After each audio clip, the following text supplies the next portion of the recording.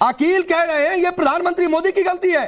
खांसी भी हो गया अकील खान तो प्रधानमंत्री मोदी। अरे सर आप बताइए ड्रग कंट्रोलर का क्या कर रहे हैं? अरे और दवाओं को किसने खरीदा? सुनिए बात सुनिए। अरे दवाओं की खरीद किसके जिम्मे है? अरे तो कौन ये अस्पताल आप ये बताइए कंट्रोल करता है? खरीदते टाइम उसका पूरा बांसुरी का जवाब लेबोरेटरी में जाई जाती है, वो मार्केट के अंदर आना ही नहीं चाहिए दवाएं। अकील खान बांसुरी अगर गलत आ रही है अकील तो जिम्मेवारी है सरकार की। एक मिनट मेरी बात सुन लीजिए। अकील खान रुकिए, बांसुरी को आपके सवाल का जवाब मैं देती हूँ।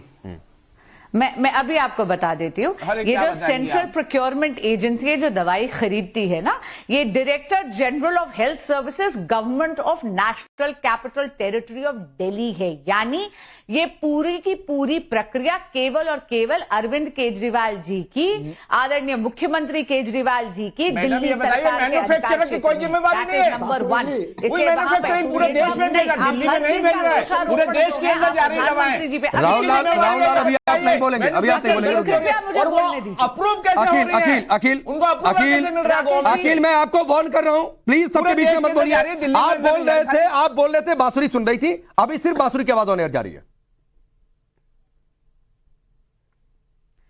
देखिए अकील जी की गलती नहीं है, ये ना एक अक्षम्य पाप करा है केजरीवाल सरकार के पास, इसीलिए अकील जी के पास और कोई शस्त्र नहीं है सिवा अपनी आवाज ऊंची करके प्रूफ है मैडम, प्रूफ है कोई? लेकिन मैं आपको बता रही हूं राकेश जी, ये अक्षम्य पाप है और दोहरा पाप है। एक जगह तो आप मरीजों की जिंदगी से खिलवाड़ कर रहे हैं, 10% सैंपल हैं जो कि फेल हुए, जो घटिया माने गए, स्पूरियस यानी नकली और सब स्टैंडर्ड माने गए। और दूसरी तरफ आप देखिए उन डॉक्टरों के साथ खिलवाड़ हो रहा है, उनके साथ धोखा हो रहा है जिन्होंने ये शपथ ली है कि वो कुछ भी करके पेशेंट की जान बचाएंगे। और मैं आपको एक और बात बता दूं, अगर आप कानून देखें ड्रग्स एंड कॉस्मेटिक्स एक्ट, तो सेक्शन 19 के तहत अज्ञानता डिफेंस नहीं है। इसलिए मैं आपको बता रही हूं सौरभ भारद्वाज जी को नैतिक जिम्मेदारी लेते हुए इस्तीफा देना चाहिए। ये इतना बड़ा अक्षम्य पाप है कि सेक्शन 27 के तहत। लेकिन बांसुरी एक मेरा क्रॉस है इसमें, एक मेरा क्रॉस है बांसुरी इसमें। अकील रुक जाइए, अकील रुक जाइए, अरे अकील रुकिए ना प्लीज। बांसुरी इसमें एक क्रॉस है। सौरभ भारद्वाज ने एक ट्वीट किया है, जरा उसे भी स्क्रीन पर डाल दीजिएगा। सौरभ भारद्वाज ने कहा है कि वो तो पहले से कह रहे थे कि ऑडिट हो जाए दवाओं का, वो ऑडिट हुआ नहीं।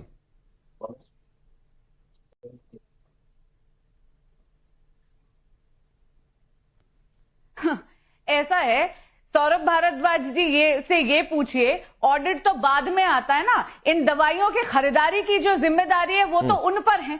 ये जो दवाइयां जो मोहल्ला क्लिनिक में और दिल्ली के सरकारी अस्पतालों में बटी, मैडम सारे ऑफिसर्स किसके अंडर में है मैडम बताइए? नए एक्ट के मुताबिक सारे ऑफिसर्स जो हैं दिल्ली गवर्नमेंट के एलजी के अंडर में है ना। सबसे पहले जिम्मेवारी बनती है एलजी की। और चीफ सेक्रेटरी को इसका जवाब दिए जरा, चीफ सेक्रेटरी को क्यों नहीं अभी तक सस्पेंड किया? उसके ऊपर भ्रष्टाचार के पूरे आरोप प्रूफ हो चुके हैं, उसको क्यों बचा रहे हैं एलजी, ये बताइए आप। और सारे भ्रष्टाचारियों को बचा रहे हैं आप, सारे ऑफिसर जो हैं एलजी के अंदर में। जवाब दीजिए इसका, जवाब दीजिए। मैं आगे रुक गया, ये बांसुरी में आ रहा हूं। अकील खान स्वास्थ्य जो है वो केंद्र सरकार के नीचे नहीं आता। ठीक है। संजीव कौशिक, अरे रुकिए ना अकील प्लीज। अकील मैं आपको आखिरी बार वार्न कर रहा हूं। अकील खान मैं आपको आखिरी बार वार्न कर रहा हूं सर, या तो डिबेट के डिकोरम में रहिए, नहीं तो फिर आप तय करिए सर। प्लीज रुक जाइए। संजीव कौशिक, शीश महल हमने खुलासा किया, शराब घोटाला 2 मंत्री नपे हुए हैं, अब ये दवा घोटाला आ गया। देखिए राकेश भाई, अभी आप पूछ रहे थे डॉक्टर साहब से राकेश भाई एक बात मैं आपको सामने जरूर रखना चाहूंगी। जल्दी बांसुरी, फिर संजीव कौशिक, जल्दी बोलिए। इसमें जो सजा है वो हाँ बस एक सेकंड लूंगी। इसमें जो सजा है वो कम से कम 10 साल इनकासरेशन नहीं तो आजीवन कारावास की है, और जो फाइन लगेगा वो कम से कम 10 लाख रुपया नहीं तो 3 times the value of the drugs confiscated, whichever is more. Section 27 of the Drugs and Cosmetics Act. अब आप आगे बढ़िए। ठीक है। अरे अकील खान प्लीज, अकील खान प्लीज। संजीव कौशिक, राकेश भाई अरे अकील भाई रुक जाइए ना, नहीं समझ में आती है क्या आपको बात? लगे हाथ सवाल ये भी पूछ लीजिए कि खरीदार के ऊपर लगेगा या मैन्युफैक्चरर के ऊपर लगेगा, ये भी स्पष्ट कर दें तो ज्यादा बेहतर है। फिर मुद्दे पे हम आते हैं। हमें ये बात कहने में कोई गुरेज नहीं है कि नकली दवा किसके लिए कितना हानिकारक हो सकता है और किसके जान पर कितना खतरनाक हो सकता है, खतरा पैदा कर सकता है। इसके लिए किसी डॉक्टर से सर्टिफिकेट लेने की जरूरत नहीं है, हम भी जानते हैं और आप भी जानते हैं।